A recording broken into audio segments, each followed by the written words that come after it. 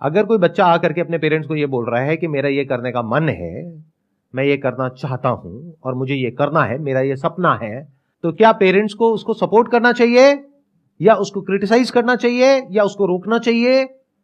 क्या करना चाहिए पेरेंट्स को? कितने कहते हैं सपोर्ट करना चाहिए? अगर सपोर्ट नहीं करते हैं तो वो गलत पेरेंटिंग है। That's how we are thinking, right?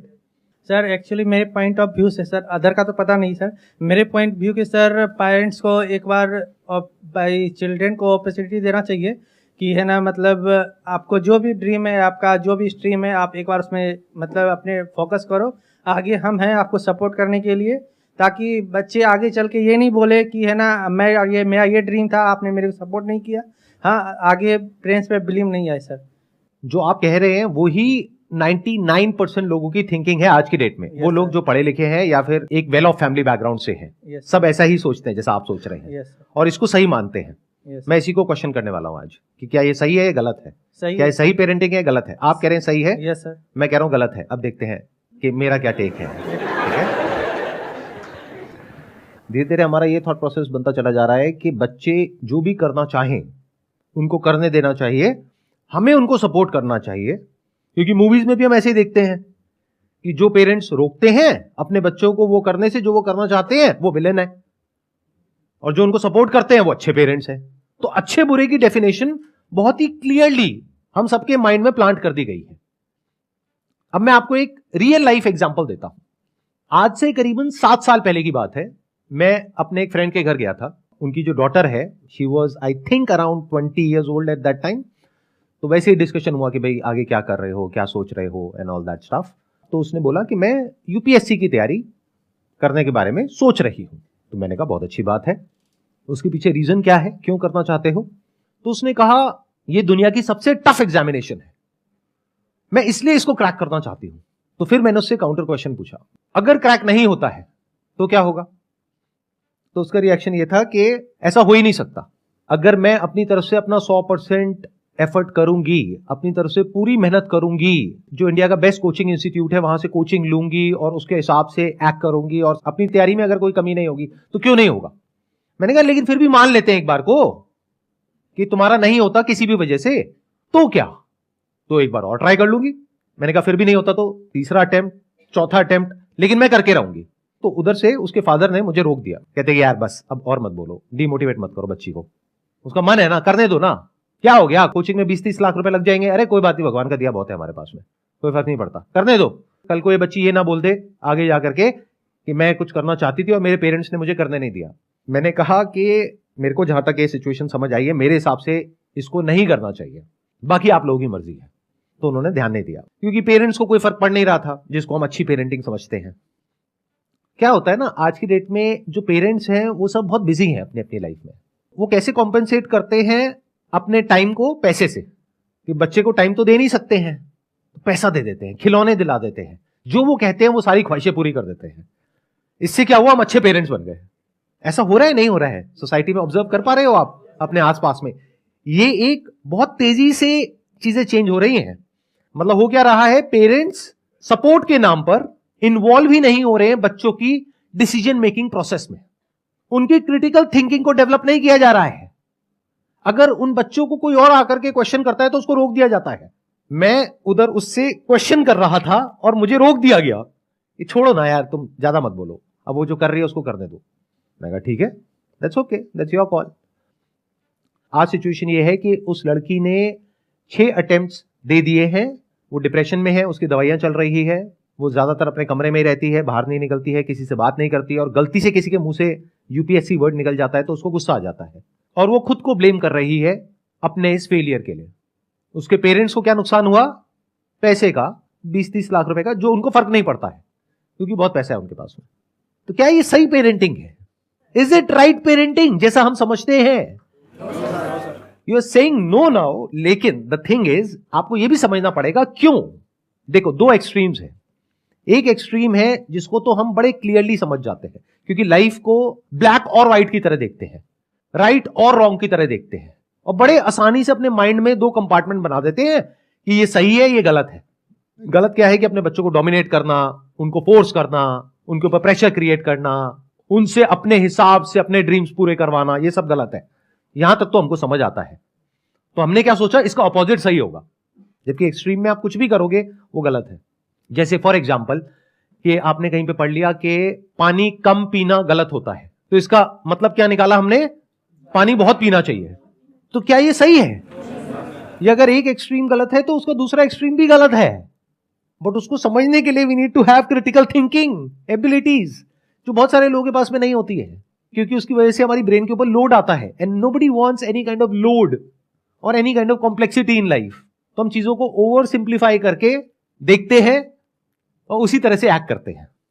तो अगर ये गलत है जिसकी हम बात कर रहे हैं, यानी अपने बच्चों को डोमिनेट करना, तो अपने बच्चों को पूरी तरह से फ्रीडम दे देना भी गलत है।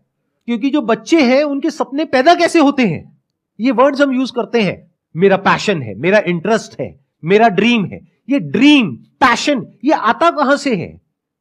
अरे मार्केटिंग की एक पूरी की पूरी दुनिया है जहां से आपको नॉन स्टॉप कुछ ना कुछ बेचा जा रहा है। कोई ऐसा एग्जामिनेशन जिसको क्रैक करना नेक्स्ट टू इम्पॉसिबल है, उसको इतना ज्यादा ग्लोरीफाई किया जा रहा है दुनिया में, उसके ऊपर वेब सीरीज बन गई है और आने वाले टाइम में I will not be surprise अगर उसके ऊपर मूवीज भी बन जाए। तो सोशल मीडिया पे आप जहां भी जाओगे इस तरह के लोग आपको दिखेंगे। कौन दिखेंगे? वो जो डिप्रेशन में चले गए, एक भी नहीं दिखेगा। इसको अवेलेबिलिटी बायस बोलते हैं, अगर साइकोलॉजी के पॉइंट ऑफ व्यू से आप समझेंगे तो। यानी जितना डेटा हमारे पास में अवेलेबल होता है उसी के बेस पे हम अपने कंक्लूजन्स ड्रॉ कर लेते हैं और हमारी थिंकिंग उसी हिसाब से चलने लग जाती है। फॉर एग्जाम्पल, एक प्लेन क्रैश कर गया कहीं पर और अब न्यूज चैनल्स में जहां देख रहे हो वहां पर यही आ रहा है, सोशल मीडिया पे यही आ रहा है कि ये प्लेन क्रैश कर गया, इसमें आग लग गई, इतने लोग मर गए। तो उस टाइम पे अगर आप किसी प्लेन में जाकर के बैठोगे तो आपको डर लगेगा, गाड़ी में नहीं लगेगा। जबकि डर लगना चाहिए गाड़ी में, क्योंकि वहां पे उससे 1000 गुना ज्यादा लोग मरते हैं। तो आपके एक्शन चेंज हो गए बेस्ड अपॉन जो डेटा आपको सर्व किया गया उसके अकॉर्डिंग। बट ये कौन समझ सकता है? वो जो मार्केटिंग को समझता है, बाकी लोग नहीं समझ सकते। तो ये चीज मैंने आज से 7 साल पहले ही देख ली थी, जब मैंने उससे क्वेश्चनिंग करनी शुरू करी थी कि एग्जैक्टली ये ड्रीम आ कहां से रहा है उसके माइंड में। एक ऐसे एग्जामिनेशन जिसको क्रैक करना नेक्स्ट टू इम्पॉसिबल है, उसके माइंड में ये थॉट ही कहां से आ रहा है कि मेरा हो जाएगा, और उसका जो अपोजिट थॉट है यानी कि नहीं होगा, जिसकी पॉसिबिलिटी होने से बहुत ज्यादा है, उस थॉट को ही वो एंटरटेन नहीं कर रही है, ना उसके पेरेंट्स एंटरटेन कर रहे हैं। तो ये तो बहुत डेंजरस हो गया। तो उस डेंजर को मैंने तभी देख लिया था।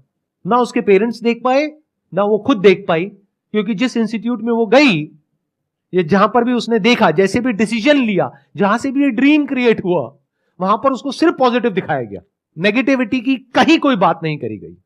मुझे एक भी यूट्यूब चैनल ऐसा दिखा दो जो इसके बारे में बात कर रहा हो कि इसकी वजह से क्या नेगेटिव इफेक्ट्स आ रहे हैं सोसाइटी पर, यानी जो यूपीएससी की कोचिंग इंडस्ट्री है उसकी वजह से क्या नेगेटिव इफेक्ट्स आ रहे हैं हमारी सोसाइटी पर। बट जहां पर इन लोगों को एक हाई पेडेस्टल पे बिठाया जा रहा है, इस तरीके से प्रेजेंट किया जा रहा है कि किसी भी बच्चे में ये ड्रीम क्रिएट हो जाएगा कि मेरे को यूपीएससी क्रैक करना है, किसी भी। यानी अगर मैं 25 साल पीछे चला जाऊं तो मेरे अंदर भी क्रिएट हो जाएगा। ऐसी वेब सीरीज देखूंगा तो, या ऐसी मूवीज देखूंगा, या ऐसी बातें सुनूंगा, ऐसे लोगों को देखूंगा। किसको अच्छा नहीं लगता है जो आउटकम है वहां से जो मिलता है? आई एम नॉट श्योर आप लोग समझ पा रहे हो या नहीं समझ पा रहे हो मैं क्या बोल रहा हूं। ये बड़ा अलग है उससे जैसा कि हम सोचते हैं या हम देखते हैं।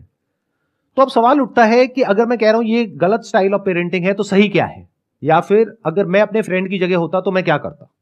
मैं अपनी बेटी से लड़ता नहीं, ना उसको रोकता, उससे क्वेश्चंस पूछता और ऐसे लोगों से उसको मिलवाता जो कि उसको सोचने पर मजबूर करे कि तुम जो कर रहे हो वो क्या कर रहे हो। और इसकी एक दूसरी साइड को भी देखने के लिए उसको फोर्स किया जाता, जिसको नेगेटिविटी नहीं कहते हैं, जिसको डिमोटिवेशन नहीं कहते, जिसको रियलिटी कहते हैं, इसको रियलिटी चेक कहते हैं। तो मैं क्या करता, कुछ भी करके रियलिटी चेक करवा देता, फिर जो मर्जी करो। यानी मान लो कि लाखों लोग एक पर्टिकुलर जगह से छलांग लगा रहे हैं नीचे समुद्र में, उसमें से कुछ लोग जो बच करके साइड तक आ रहे हैं उनको हीरो बनाया जा रहा है, बाकी के जो डूब गए, मर गए, उनका कोई अता पता ही नहीं है। तो मैं क्या करता, किसी भी तरीके से नीचे जाता समुद्र की गहराइयों में और फिर उसको दिखाता, देखो कितनी लाशें पड़ी हैं यहां पर। बाहर जो 10 लोग दिख रहे हैं सिर्फ वो नहीं है, इन लाखों कंकालों को भी देखो। अब बोलो अगर करना है तो करो। If you are okay with this also, because you could be next here, and if you are okay with that then do it, कोई दिक्कत नहीं है। मैं स्ट्रांगली आप लोगों को रिकमेंड करूंगा कि अपने करियर को चूज करने से पहले साइकोलॉजी के बारे में थोड़ा सा पढ़ो।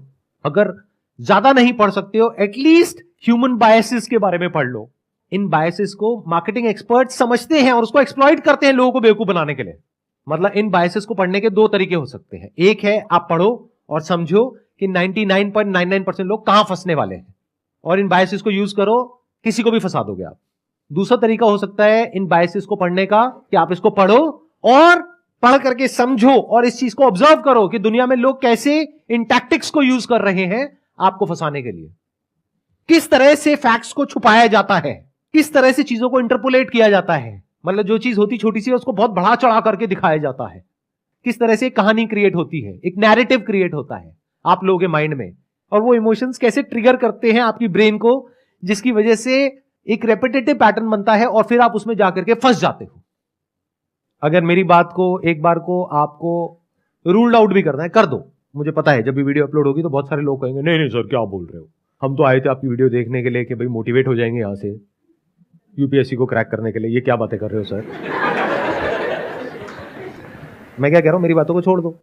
अरे भाई एक बार पढ़ लो ना साइकोलॉजी में कि कितने तरह के बायसेस होते हैं और देखो जो मैं कह रहा हूं वो सच है झूठ है, अपने आप वेरीफाई करो मेरे कहने से क्या होता है। देखो जो पूरी की पूरी कोचिंग इंडस्ट्री है वो कैसे उन सारे बायसेस को यूज कर रही है आपको कंट्रोल करने के लिए। तो अगर मैं कह रहा हूं कि ये पेरेंटिंग करने का जो स्टाइल है वो गलत है, तो सही क्या है? सही ये है कि अपने बच्चों को हमेशा क्वेश्चंस पूछने के लिए एंटरटेन किया जाए बचपन से ही। यानी बच्चा ऐसा होना चाहिए जिसमें दम हो किसी भी थॉट प्रोसेस को क्वेश्चन करने का, चाहे वो कितनी भी पुरानी क्यों ना हो, कितनी भी स्ट्रांग क्यों ना हो। मतलब कि वो जो बच्चा है अगर वो क्रिटिकली सोच पा रहा है, हर एक सिचुएशन की हर एक साइड को देख पा रहा है और एक वेल इन्फॉर्म्ड डिसीजन ले पा रहा है रियलिटी के बेस पे, यानी अगर वो रियलिटी तक पहुंच पा रहा है फिर डिसीजन ले रहा है, दैट इज गुड पेरेंटिंग।